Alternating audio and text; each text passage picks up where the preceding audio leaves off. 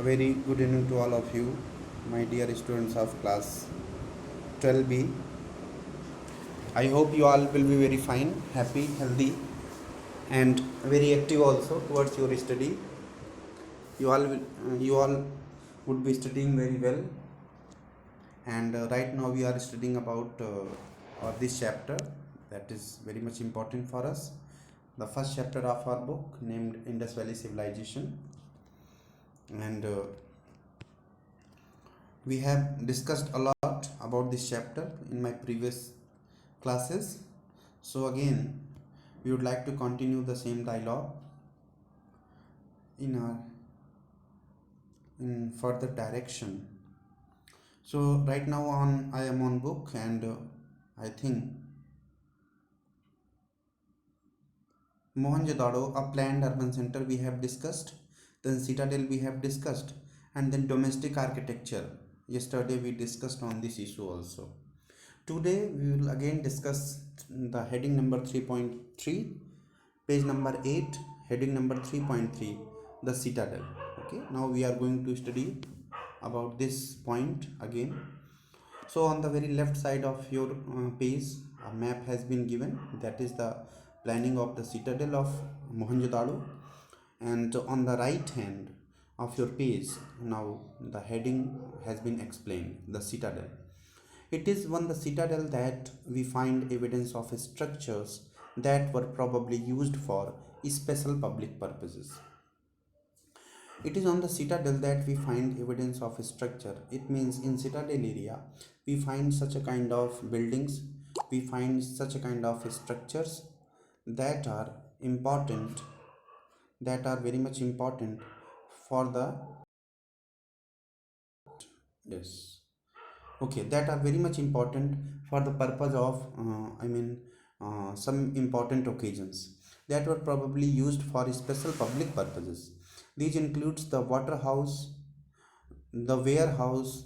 First, the warehouse, then a massive structure of which the lower brick portion remains while upper portions probably of wood. I mean, what do you mean by a warehouse? I mean, an empty room in which we can keep a lot of items, that is called warehouse.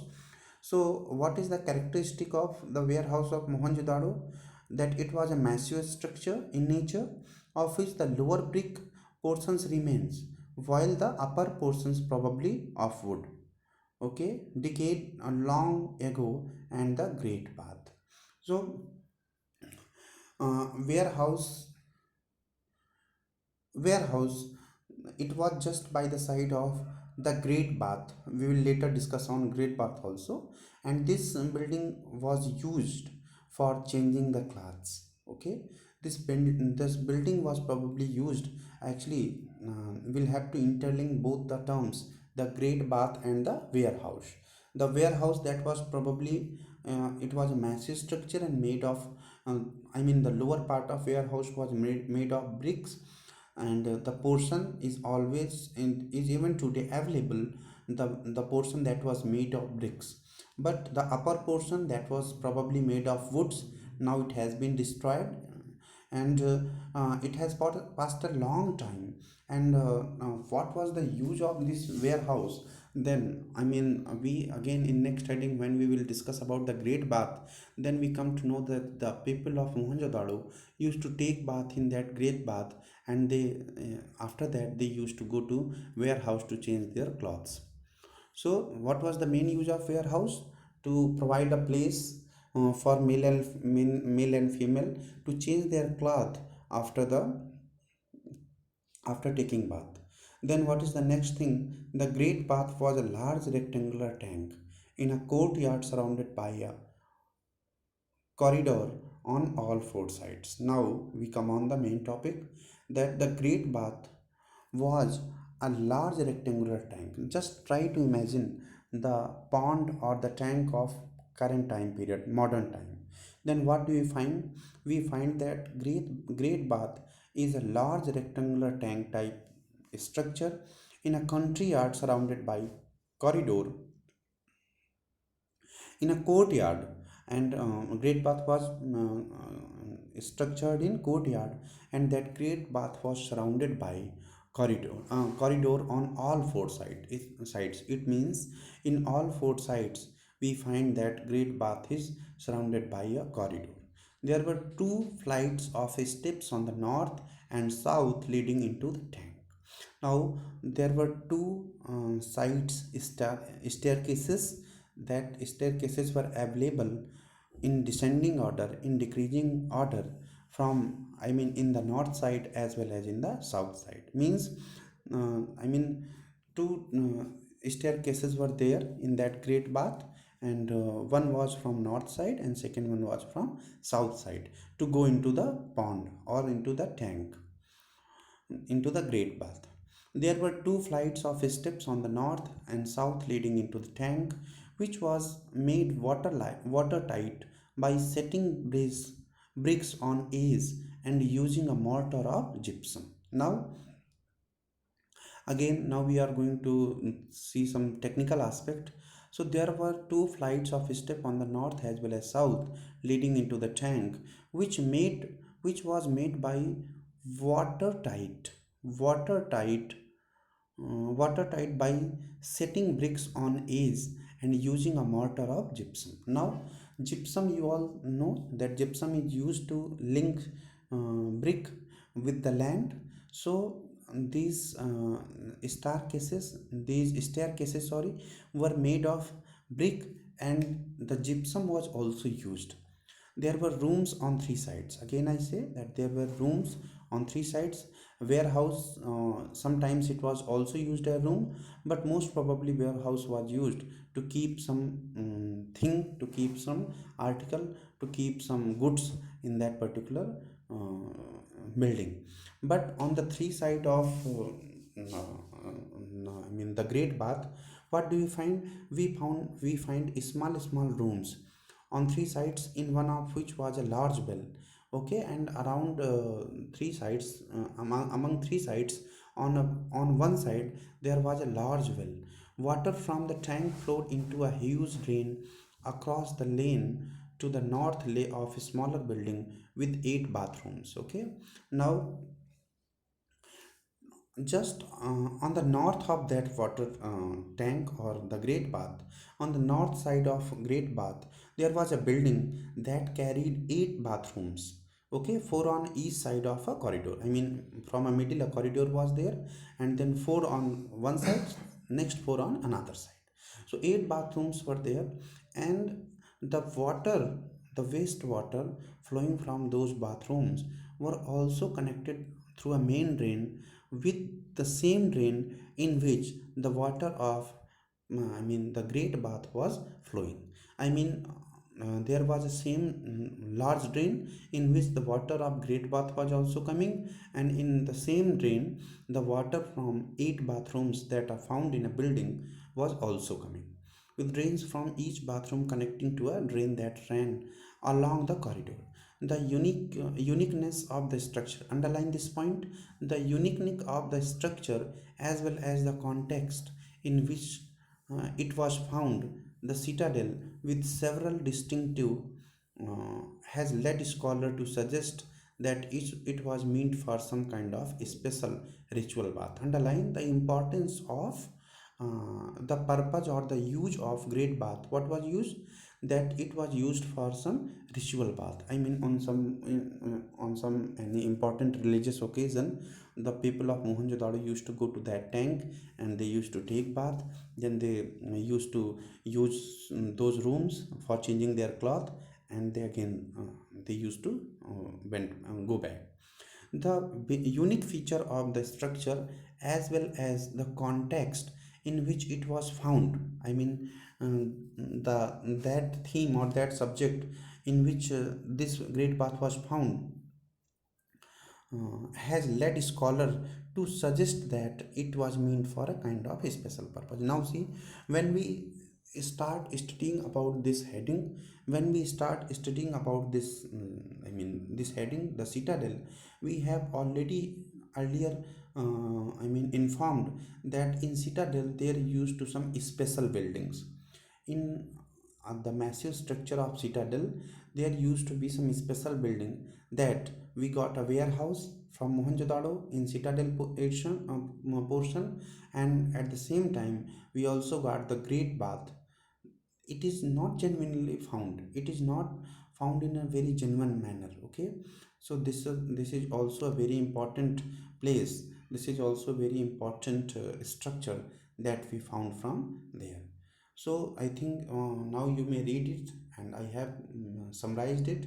On the very left hand side, this is the plan of the Citadel. Now in that plan you have to search where is Great Bath. Now you may easily see Wheeler's Deep Trench. Now these trenches have been named after the name of those persons who discovered them. So then Wheeler Trench is there, warehouse is also there, then stairs, and on just right side of warehouse we find Great Bath. We find Great Bath. Okay. Then other buildings are there. College, stupa is also there. About stupa we will discuss in chapter number 4. So stupa is also there. So in such a way we can see that this is a very important map or very important image. Okay, now we come to page number 9. That is also very important thing. Okay, track tracking social differences. Tracking social differences. This question comes that what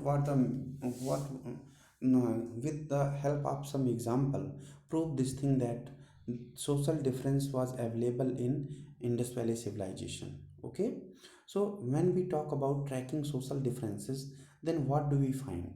Point number one, we find burial system. What do we find? Point number one, we find burial system. Now do you know what is burial system?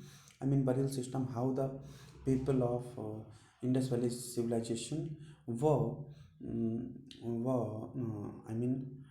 how does their cremation system was conducted. I mean, what was the purpose of their further rituals after the death of a particular person? I mean, whether they were just what should I say, put into the earth, or whether they were given a pyre, or whether they were just left out. And when once the scavenger type animal like crow or like eagle, when they used to eat that dead body, then the remains used to be just kept inside the land. So but the symptoms, the evidence what we have found from different kind of Indus Valley civilization places, then we come to know that from burial system we find a beautiful glimpse of the social differences of Indus Valley civilization. So archaeologists generally use certain strategies to find out whether there were social or economic differences amongst people living within a particular culture.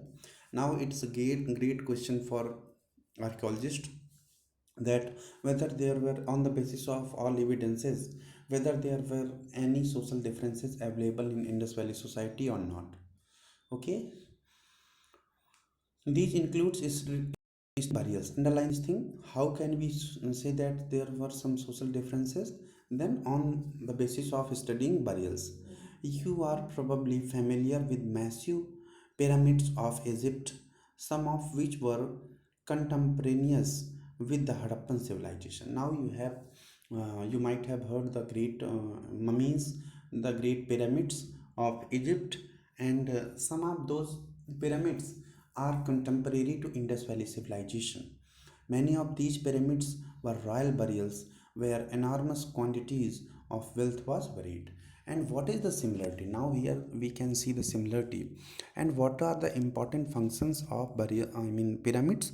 Now first understand what is pyramid. Pyramid is a triangle shaped structure, and in that pyramid the mummy is kept. What is mummy? Mummy is the dead body, a kind of coffer, and a coffin in which the dead body of a great emperor of Egypt used to be kept. Then it was buried into the earth. So that is called mummy. Then after that, on the graveyard, a triangle shaped structure used to be made, that was called pyramid.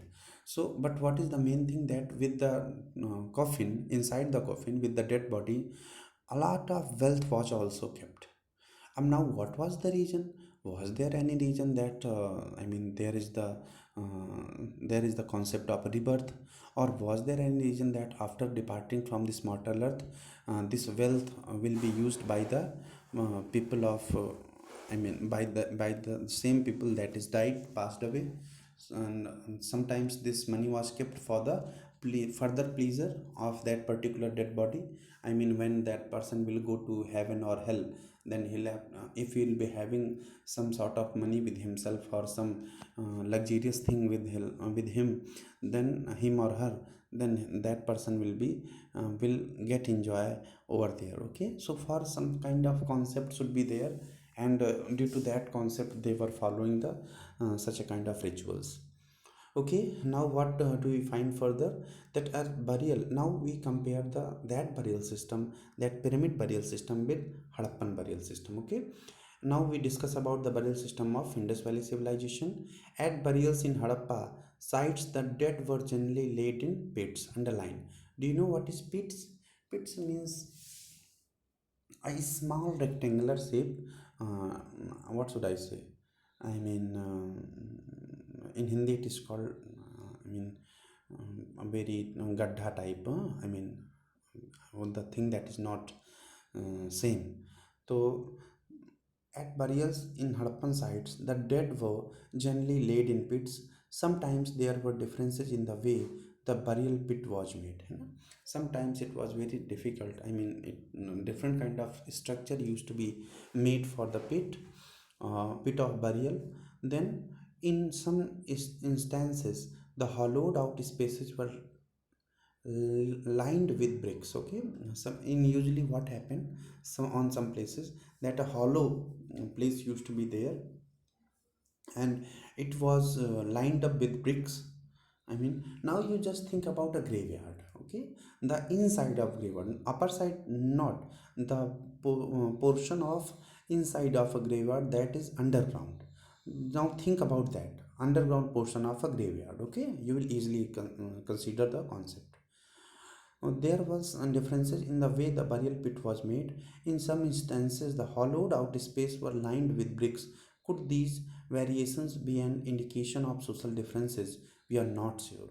And the internal differences on the burial system, on the pits of about the pits of burial system, whether they indicate about some sort of social difference or not. On this question, we are answerless. We are not sure. Some graves contain pottery and ornaments, perhaps indicating a belief that these could be used in the afterlife. Underline what did I say earlier? That in some graveyard of Indus Valley civilization, also in the same way as it was in pyramid in Egypt, in the same way in the graves of in Indus Valley civilization also, inside the pit, what do we have found? We have found that some graves contain pottery and ornaments, perhaps indicating a belief that these could be used in the afterlife. Okay, and jewelry has been found in burials of both men and women.